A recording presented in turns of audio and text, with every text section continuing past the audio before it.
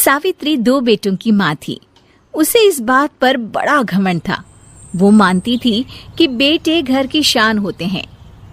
ये ले सावित्री, मिठाई खा, मेरे यहाँ पोती पैदा हुई है।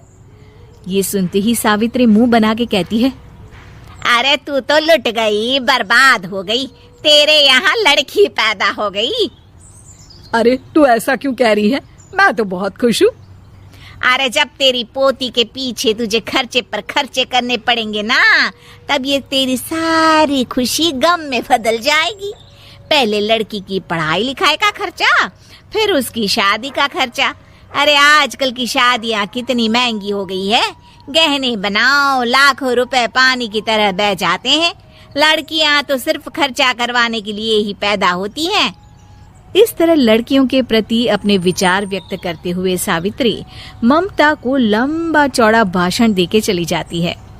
अब तो आप लोग इस कहानी में सावित्री देवी का पात्र अच्छी तरह समझ ही गए होंगे।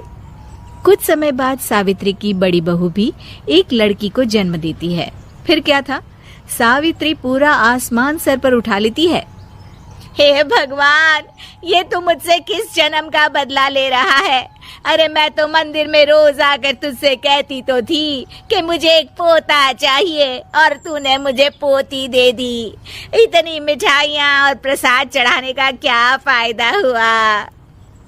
तभी सावित्री की बहू निशा कहती है, क्या माँ जी, आप भी इतनी सी बात पर नाराज हो गई हैं? देखिए तो आपकी पोती कितनी सुंदर है, बिल्कुल आप पर गई है। अरे चुप कर, तुझे 9 महीने इतने महंगे महंगे काजू बादाम फल फ्रूट खिलाने का फायदा क्या हुआ? मेरे तो सारे पैसे बर्बाद हो गए। ये सुन सावित्री का बड़ा बेटा अजय कहता है, माँ, तुम सिर्फ नाम के लिए 2020 में रहती हो। असल में तुम्हारा दिमाग सैकड़ों साल पुरानी सोच रखता है। आज के जमाने में लड़का और लड़की में कौन फर्क करता है। मैं तो बहुत खुश हूँ कि भगवान ने मुझे लक्ष्मी के रूप में बेटी दी है। लेकिन सावित्री पर अजय की बातों का कोई असर नहीं होता। नालायक, अपनी पत्नी की जबान बोल रहा है। मेरा बड़ा बेटा तो हाथ से गया। लेकिन सावित्री देवी हार मानने वाली नहीं थी। वो पोते की चाह में अपने छोटे बेटे विजय की शादी करवा देती है। कुछ समय बाद आखिरकार वो दिन आ ही जाता है जब सावित्री की छोटी बहू गर्भवती हो जाती है। सावित्री इतनी खुश हो जाती है कि वो बच्चे के जन्म से पहले ही सारे मोहल्ले में ढिंढोरा पीटने लगती है। ये क्या सावित्री, तू तो पोते के जन्म से पहले ही मिठाई बांट रही है। पहले पोता पैदा तो होने दे, और फिर क्या पता अगर पोते की जगह पोती पैदा हो गई तो। ये सुन सावित्री चिढ़ जाती है। अरे अपनी काली जबान मत चला, मेरी मिठाई खा के मेरा ही बुरा सोच रही है। बड़ी आई, ला मेरी मिठाई वापस कर। देख लेना, इस बार मेरे यहाँ पोता पैदा होगा, पोता। लेकिन ठीक इसका उल्टा होता है। सावित्री की छोटी बहू भी एक लड़की को जन्म देती है। सावित्री फिर से रोना धोना शुरू कर देती है और अपनी छोटी बहू को कोसते हुए भला बुरा कहने लगती है। देखते ही देखते ये सावित्री की रोज की आदत हो जाती है। एक दिन उसकी इस आदत से परेशान होकर विजय अपने भाई अजय से कहता है, भैया, माँ खुद एक औरत होकर हमारी बेटियों को पसंद नहीं करती, उल्टा उन्हें रोज कोसती रहती है। मुझे माँ की यह आदत बिल्कुल पसंद नहीं आती। अरे तू ठीक कहता है, मैं भी अब माँ से तंग आ गया हूँ। अच्छा, तो अब तुम दोनों इस तरह पीठ पीछे मेरी बुराई भी करने लग गए हो? नहीं माँ, हम चाहते हैं कि घर में शांति बनी रहे। हमें हमारी बेटियाँ बहुत प्यारी है।